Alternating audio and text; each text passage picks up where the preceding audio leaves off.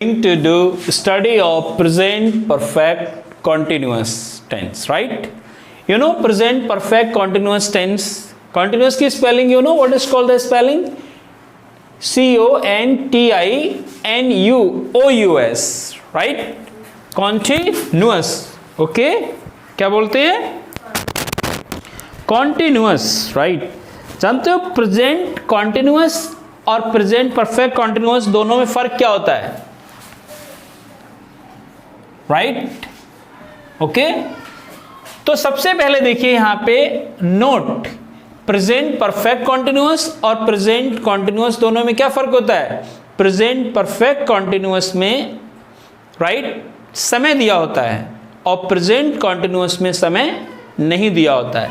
जैसे मैं आपको बता रहा हूं प्रेजेंट परफेक्ट कॉन्टिन्यूअस में क्या होता है कि काम शुरू हुआ है और काम चल रहा है राइट और थोड़ा काम हो चुका है राइट, तभी इसको लिए बोलते हैं प्रेजेंट, वर्तमान में तो है ही है और परफेक्ट भी है यानी थोड़ा पूरा भी हो चुका है और कंटिन्यूअस मींस अभी चल भी रहा है। तो सबसे पहले इसमें क्या लिखेंगे कि in which sentences, in which right, in which sentences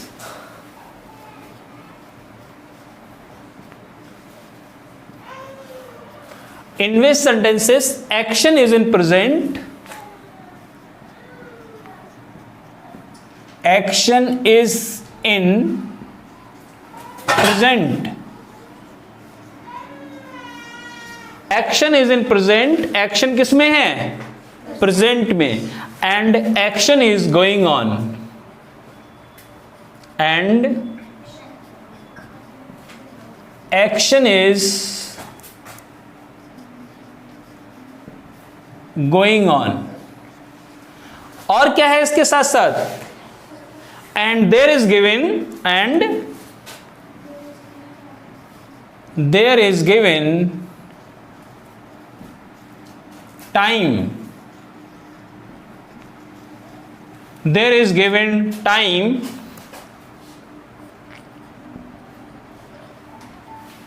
of the action, of the action.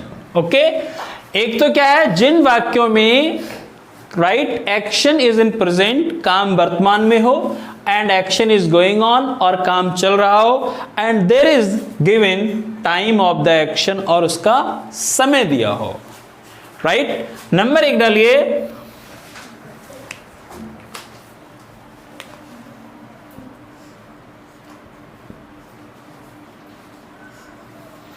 Simple statement. Simple का मतलब होता है केवल सादा नेगेटिव भी नहीं होगा, इंट्रोगेटिव भी नहीं होगा, सिंपल स्टेटमेंट या सिंपल सेंटेंस दोनों में से कुछ भी लिख दो। अब मैं आपको पहले इसका फार्मूला बता रहा हूं कि फार्मूला हम इसका कैसे करेंगे राइट। जैसे सबसे पहले आप क्या लिखेंगे, सब्जेक्ट, ओके सब्जेक्ट के बाद क्या आएगा, हैव और हैज, ठीक है ना। हैव कब आता है, जैसे आई दिया हो, वी दिया हो, यू दिया हो और दे दिया हो राइट, एंड प्लूरल और प्लूरल दिया हो तो लगाएंगे ये।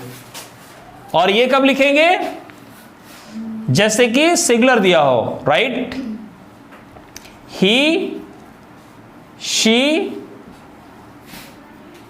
और सिंगुलर राइट। तो सबसे पहले तो सब्जेक्ट प्लस हैज या हैव आएगा, उसके बाद क्या आएगा, उसके बाद आता है बीन और प्लस बी में आईएनजी और प्लस क्या आएगा, सिंस या फॉर और प्लस टाइम, ठीक है ना। तो अगर मैं सेंटेंस को बोलूं राइट कि मैं जन्म से बरेली में रह रहा हूं, लिखिए मैं जन्म से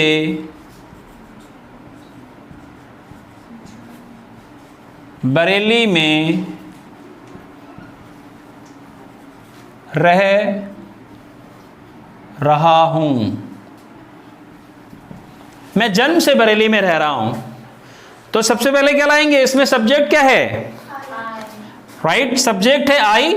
सबसे पहले लिखो आई, फिर क्या आएगा, आई के साथ मैंने क्या बताया था, आई वी यू दे, और इनके साथ सिंगुलर प्लूरल के साथ हम क्या लाएंगे, हैव। तो आई हैव बीन, ठीक है। और फिर रहने क्या होती है, लिविंग भी लगा सकते हो, रिजाइडिंग भी लगा सकते हो, राइट। तो I have been residing, RESIDING, residing. और कहां रह रहे हैं, इन बरेली, इन बरेली। और कब से, सिंस बर्थ।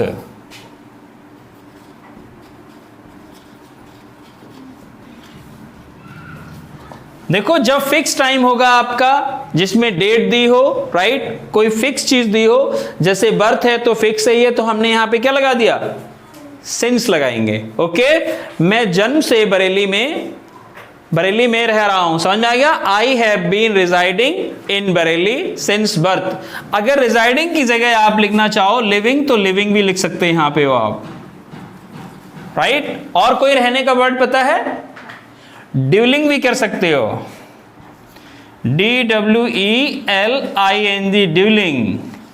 और क्या कर सकते हैं पता है, इनहेबिटेटिंग भी कर सकते हैं।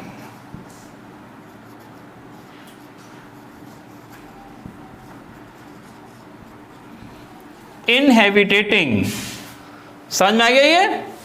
अब दूसरा डालिए number 2, negative statement, right. Number 2,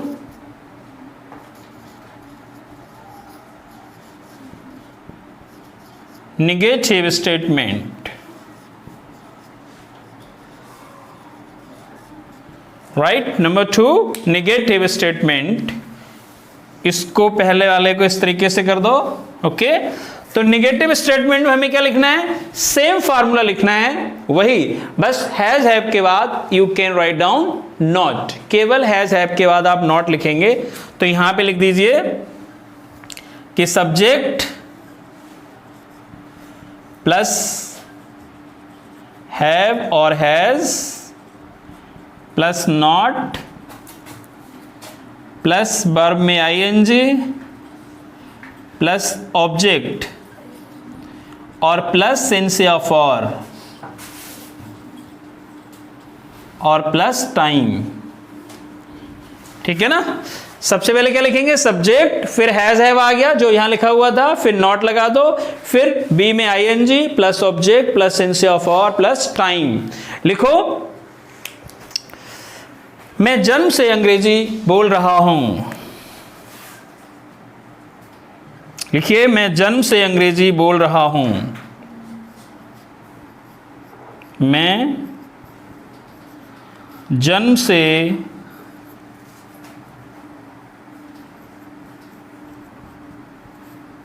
अंग्रेजी बोल रहा हूं।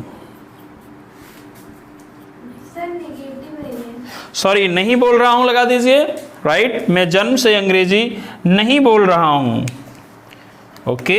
यहां पे आप लिख दो नहीं, राइट। तो सबसे पहले क्या लिखेंगे, first of all, Mithu can you tell me what will write first. First of all we'll write I have been,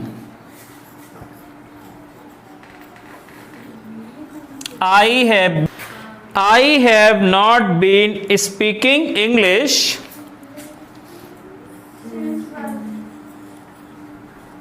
कब से, जन्म से, since birth और लगा दो,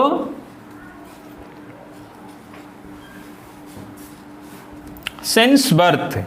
I have not been speaking English since birth। मैं जन्म से अंग्रेजी नहीं बोल रहा हूं, राइट। क्लियर हो गई ये। अब हम आगे इसके करते हैं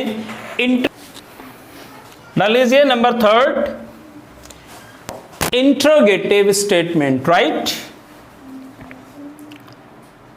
INTERROGATIVE,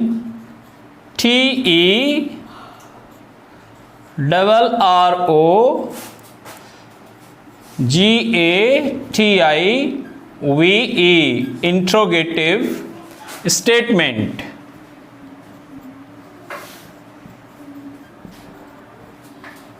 स्टेटमेंट, राइट। अब इसमें क्या होता है, एक तो ए पार्ट आएगा पहले। ए पार्ट में क्या होता है, एक में क्या शुरुआत में दिया होगा और जिसमें क्या शुरुआत में दिया होता है उसमें हम हेल्पिंग वर्ब पहले ले आते हैं, हैव और हैज। फिर क्या लाएंगे, सब्जेक्ट। आफ्टर दैट फिर क्या लाएंगे, फिर लाएंगे बीन, फिर बी में आईएनजी प्लस ऑब्जेक्ट और प्लस सेंस ऑफ और प्लस टाइम। लास्ट में question mark, you can put, okay, put the question mark at last, right. अब ये सेंटेंस देखिए, कोई सेंटेंस बोलो। क्या अध्यापक सुबह से अंग्रेजी सिखा रहे हैं, तो लिखिए क्या अध्यापक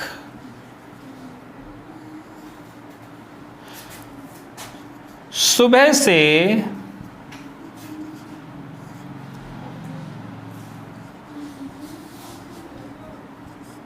अंग्रेजी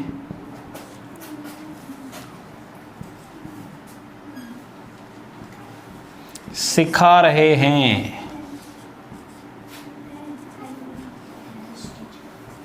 ओके, अब जब क्या पहले दिया होता है, फर्स्ट ऑफ ऑल इफ क्या is given in the starting, तो क्या होता है, क्या की इंग्लिश नहीं आती कभी भी है, तो पहले क्या लिखेंगे हम।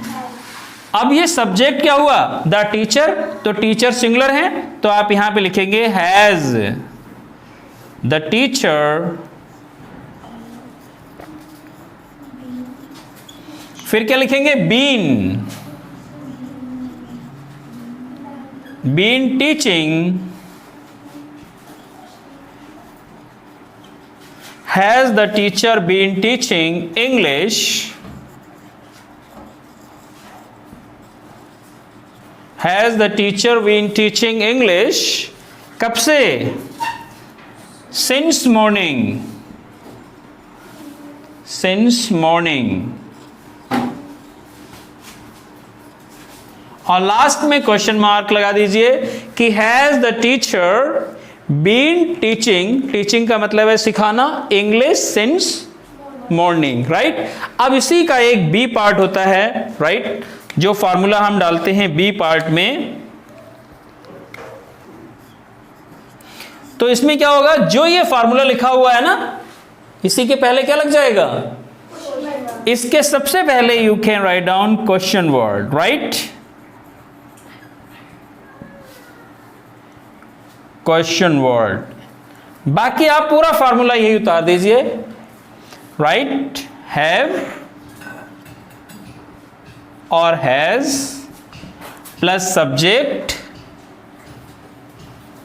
प्लस बीन प्लस वर्ब में आईएनजी प्लस ऑब्जेक्ट और प्लस सेंस ऑफ और प्लस टाइम। लास्ट में क्वेश्चन मार्क लगा दो। जैसे आपने कहा कि 10 साल से पिताजी कहाँ नौकरी कर रहे हैं, लिखिए 10 साल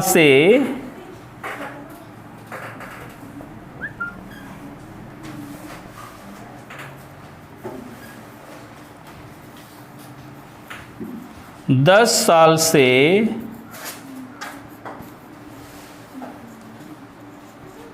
पिताजी कहाँ नौकरी कर रहे हैं। Right. Paras, first of all can you tell me 10 साल से पिताजी कहाँ नौकरी कर रहे हैं? सबसे पहले क्या लाएंगे? राइट, सबसे पहले लिखेंगे वेयर, राइट। इसको सबसे पहले उठाएंगे जो बीच में लिखा होता है, तभी तो हमने सबसे पहले क्या लिखा है? Question word, right. तो सबसे पहले आप लाएंगे where, where has father, where has father, फिर क्या लिखेंगे? Been doing the job. कब से? 10 साल से, तो क्या लिखेंगे? For 10 years, doing the job for 10 years।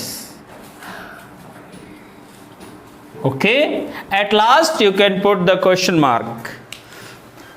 Clear? समझ में आ गया ये पूरा सेंटेंस कि जिसमें क्या पहले दिया होता है तो क्या की इंग्लिश नहीं आती है। First of all you can write down has, right, जो हमने रूल में लिखा है, have has plus subject plus been, okay.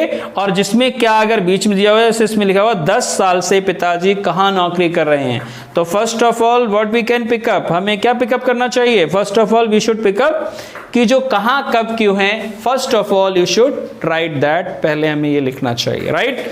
तो अंडरस्टूड, ये सेंटेंस समझ में आ गया? प्रेजेंट परफेक्ट कॉन्टिन्यूअस, जिसमें काम प्रेजेंट में हो, काम चल रहा हो और कुछ काम पूरा हो चुका हो, राइट।